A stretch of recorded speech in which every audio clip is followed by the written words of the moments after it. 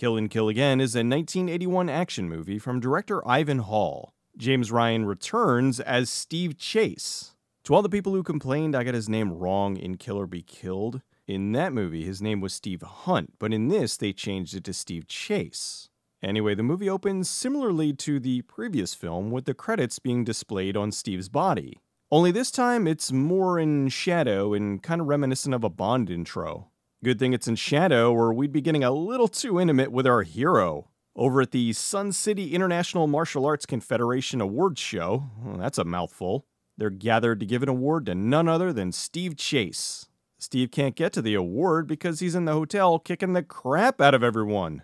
The fight goes like this. Steve hits someone. Reaction shot. He hits someone else. Reaction shot. And repeat. He gets to the award ceremony and kicks the audience into the pool. I'm gonna need more booze. What a handsome young man. Steve's not a fan of these things. He is, however, a fan of girls with really poorly dubbed fake accents. What kind of affairs do you like? The kind you're most amply suited for. The girl comes to thank Steve for beating up the guys. The hotel manager, on the other hand, is not happy with Steve. Shall we continue our conversation in your suite? I don't have a suite. But the maitre d' said that... He'll be as surprised as you are. Damn, he's smooth. Steve accepts his trophy, which confuses the audience. This mustache is amazing! Steve goes back to Miss Kane's suite. She wants Steve to find her kidnapped father, the famous Dr. Kane. Wait, her father's name is what? Related to the missing Nobel Prize-winning chemist Dr. Horatio Kane. Her father's this guy? What's going on, Horatio? Alex, Miami has a new breed of criminal. He's checking the place for bugs. I have other weaknesses that come first, Miss Kane. Please call me Candy. Sounds delicious. Boo! Wow, they really are trying to make this karate James Bond. Looks like the place is indeed wired. Candy explains her father's involved in, oh, you gotta hear this. My father has been working for several years on a project to extract fuel from potatoes. 1 year's crop can provide enough gasoline to drive every car in the world to the moon. Steve isn't taking her seriously. Mr. Chase, this is no laughing matter. You just told me potato-fueled cars were gonna drive to the moon. She explains there's more to the story. The potato fuel created a byproduct, an incredibly powerful mind-controlling drug. I think you can already create something like that with potatoes. Just then, evil room service! Sure is lucky no one was outside. The guy comes back in and the two make a mess of the place. Is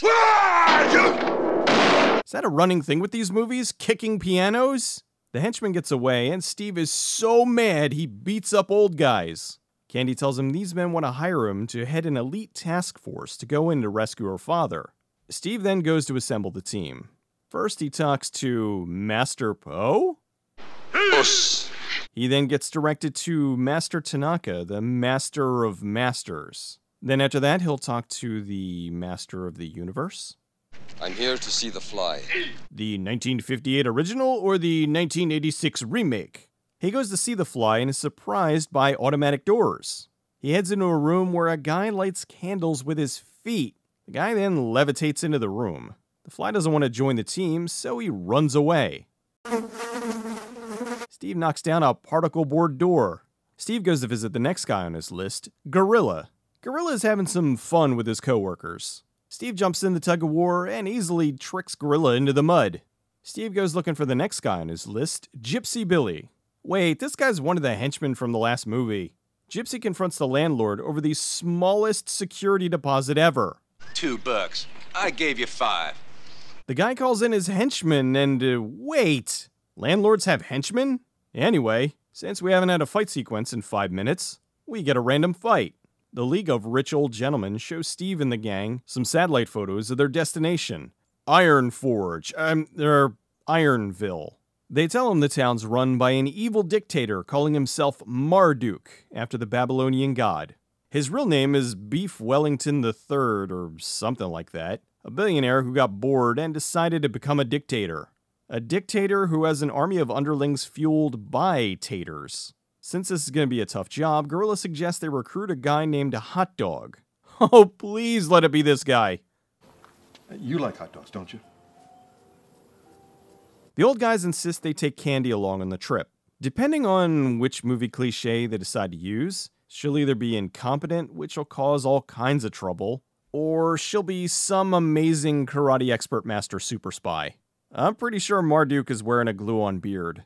Over at Marduk's Palace of Karate Killers, they're having a photo session for the Optimus, Marduk's ultimate warrior. He was also a henchman in the last movie. Did they just think no one would notice? Marduk declares Optimus the best of the best, which means soon he'll be fighting Philip Rhee. In nature are brightly colored animals meant to signal if it's harmful or poisonous. Speaking of which, this is Marduk's girlfriend, wife, Minerva. Is she Trash's mom? She's constantly calling him things he doesn't like. Honey child, I have news, Angel Face. What news? And I wish you wouldn't call me those names. Minerva tells Marduk that Steve's coming. He's excited because he wants him to fight the Optimus. Marduk heads to see the doctor. Quick! To the tiny copter!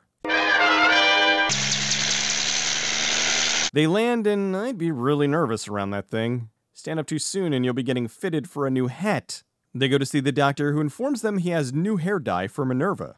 The doctor's mind control serum is wearing off, and he's able to ask Marduk why he was kidnapped. Can't have any of that pesky insubordination, so they give him another dose. No, that's good potato juice. Marduk wants the doctor to mass-produce the serum so they can dump it into the world's water supplies.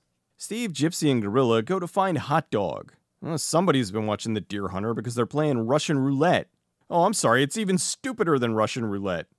Since YouTube doesn't like this sort of thing, I'll describe it. They load the gun and throw it. Whoever ducks is out. Last person standing wins like $100. Steve calls Hot Dog with his whistle from the last movie. With the gang mostly back together, they head to Marduk Central. Hot Dog asks about the fly. Look, he's a chief Satorian, doesn't want to join us. He's a Cheesatorian? What? Gorilla's blowing up the toilet again. Steve notices Candy's on the plane. He's just noticing this?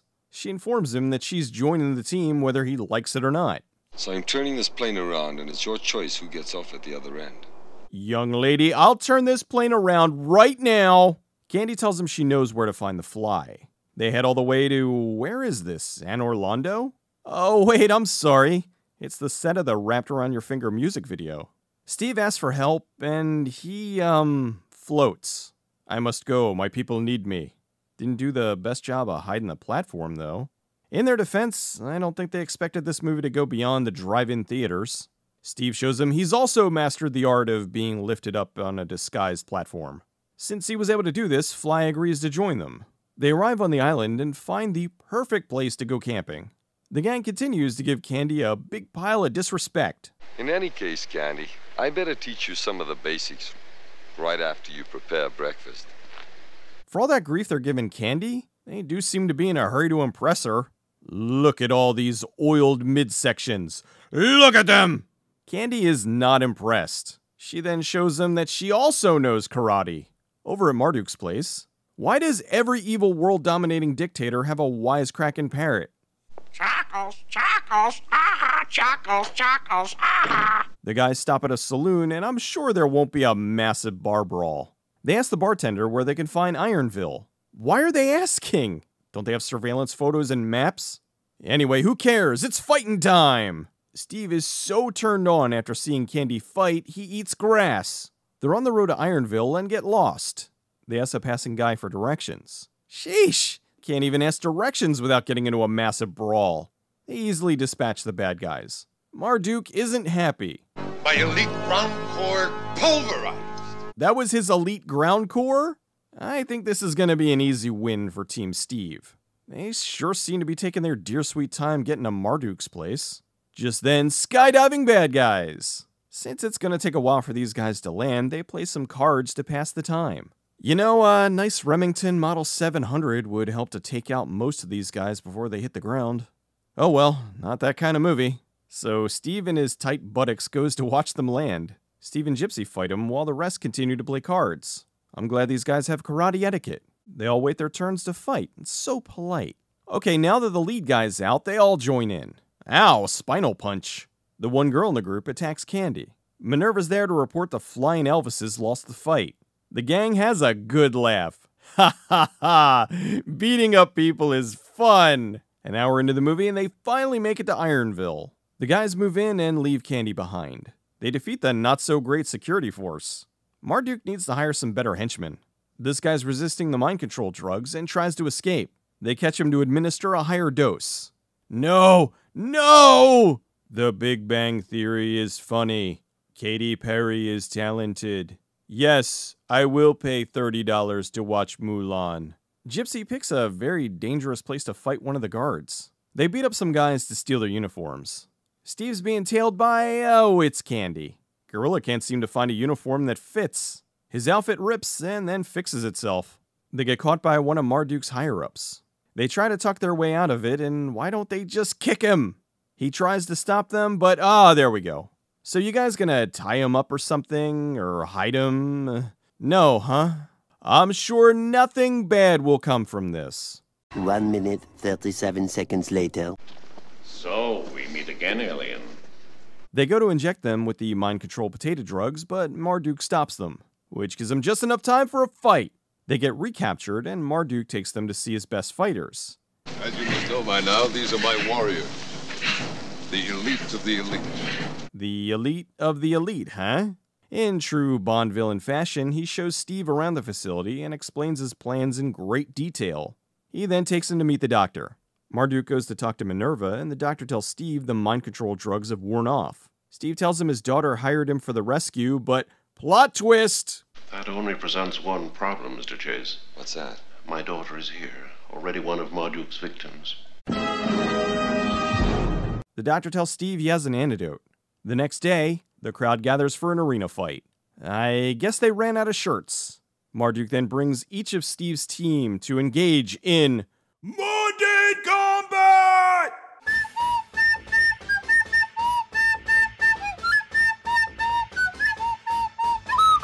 After all the others fight, Steve is ready to take on the Optimus. My chest is more oiled than yours. Some guy in a wig jumps over the Optimus, and Steve wins. This is how he beat the giant guy from the last movie. Marduk makes Steve drink Windex, and the team throws him into the stands. He forces Marduk to set everyone free. Marduk and Minerva escape to the tiny helicopter. They almost get away, but Gorilla stops them. Minerva bails, and Candy knocks her out. And Marduk gets blown up. The lead henchman goes to stop the doctor, and whoa, bullet time? Almost 2 decades before The Matrix. Steve deflects it with a shovel and knocks out the bad guy. They talk to the doctor with his real daughter. The doctor tells him he's destroyed all the serum. Candy explains she's really a government agent.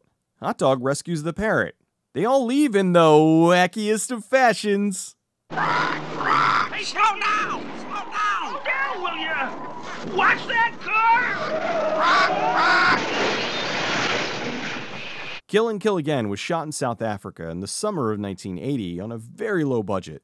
After the surprise success of Kill or Be Killed, the producers of Film Ventures wanted to make a sequel. Only they didn't want to make a sequel. They hired the same lead, James Ryan, the same director, Ivan Hall, wanted to film in the same location with some of the same supporting actors, and even named the film to sound like it was a sequel. They said yes to all this, but then insisted Steve Hunt's name be changed to show this sequel wasn't really a sequel. I don't understand it either. They were looking for a writer and asked a bunch of them to pitch ideas. John Crowther had a meeting, but had no ideas of what to pitch them. When he met with the producers, he blurted out, "Think Magnificent Seven," and they said yes, and hired him immediately. He said the movie wasn't supposed to be satirical, but the goofy dialogue and general campiness of it all came across that way. Also, for a movie called Kill and Kill Again, only one guy dies. The movie was released in the summer of 1981, and was a minor hit. Film Ventures announced they'd be making a third film in the series called The Most Dangerous Man. During this time, Film Ventures bought the rights to an Italian film called Great White, which was a blatant ripoff of Jaws. Thinking this would be a massive hit, they spent $4 million in advertising, only to be sued by Universal for plagiarizing Jaws. Universal won, and the movie was pulled from theaters after only being out for 1 week. While Great White was labeled as a Jaws ripoff, it still wasn't as bad as Cruel Jaws, which was such a ripoff they used actual footage from Jaws in the movie. Film Ventures never financially recovered, so Ed Montaro, the president of Film Ventures, took $1 million from the company and was never seen again. No one knows for sure where he went, but it's suspected he fled to Mexico. The studio filed for bankruptcy in 1985. Consequently, The Most Dangerous Man was never made. James Ryan stayed in South Africa and was quite happy to continue making movies there. Ryan continued acting in movies like Rage to Kill and Codename Vengeance, but never seemed to be able to repeat the success of Kill or Be Killed. Although he was in Space Mutiny with Reb Brown, which automatically makes him a superstar in my book.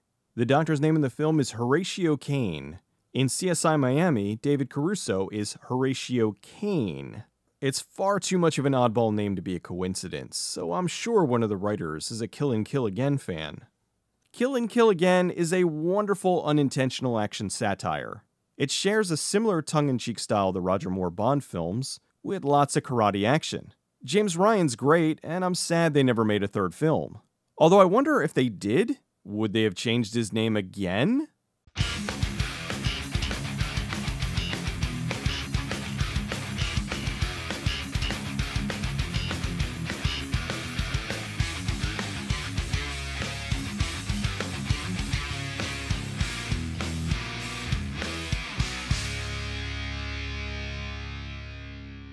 The first test for the great Steve Chase. Leave it to us, pumpkin pie.